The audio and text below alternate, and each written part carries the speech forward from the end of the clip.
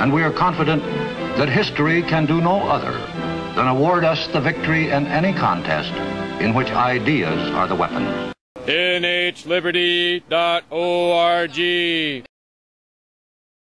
Hello, this is Ron Paul with your weekly update for October 19th.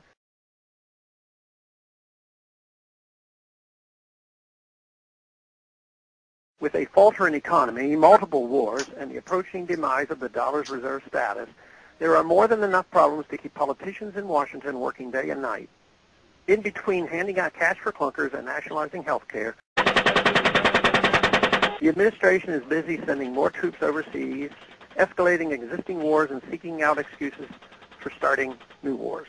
Congress is working on urgent legislation to address crises like health care reform and climate change. The reforms are so very urgent that legislation must pass swiftly, with no time to read the bills, even though the new laws wouldn't take effect for several years. Meanwhile, the Federal Reserve is busy dealing with our dollar crisis by printing up more dollars. Yes, there certainly is a lot for Washington to do these days. Most, if not all, of what Washington is doing, however, is more of what created the problems in the first place. Capitol Hill is filled with politicians running around putting out fires, but with gasoline. The truth is that all of these fires keep so many powerful people employed and wealthy that it is not truly in many decision-makers' interest to be very effective problem solvers. If Washington ran out of problems, think how many lobbyists would be out of a job and how many special interest groups would just disband. Sadly, whatever is bad for the greater economy is good for the economy and job market in D.C. Of course, no form of government, not even one that respected its constitutional restraints, would magically create a problem-free society. The question is, how should a society deal with its problems? The form of government that our founders envisioned, in which the federal government was strictly constrained by the Constitution, allows private citizens and communities to solve their own problems. The role of the government should be to protect contracts, punish fraud and violence through appropriate law enforcement, and the courts. Not a whole lot of laws or bureaucrats are really necessary to work on just that. Instead, new laws are constantly needed to fix the problems that previous unconstitutional laws created.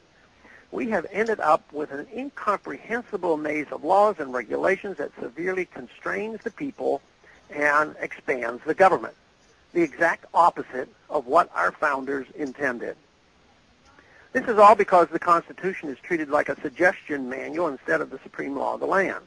Under the Constitution, politicians' hands are supposed to be tied in most of the areas they involve themselves in today.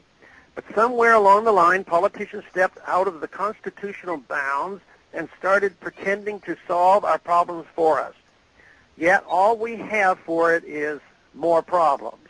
Today, Washington politicians can busily solve one problem, knowing that unintended consequences from that solution will keep them and their friends all very busy tomorrow. The people are ultimately left suffocating under the burden of Washington's helping hands. It is coming to a point where our economy, our dollar, and indeed the rest of the world have had just about all the help from Washington that they can stand. The United States is headed the way of Rome and the Soviet Union for the same reasons unless we reverse the trend. I continue to hope that enough Americans will realize that the true strength of our country doesn't come from Washington, but rather the limitations placed on government in the Constitution. We must resolve to reverse the destructive course that we are on and then never again let big government problem solving take over our lives and our country.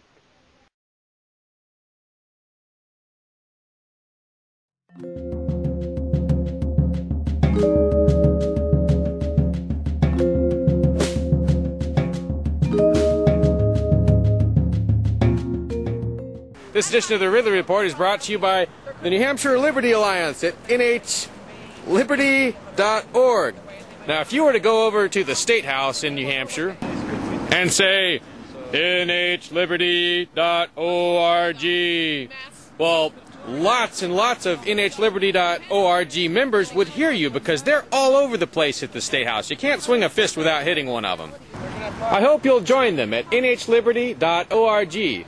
Or maybe I should say, I hope you'll join us, because I am a member. I like gratuitous.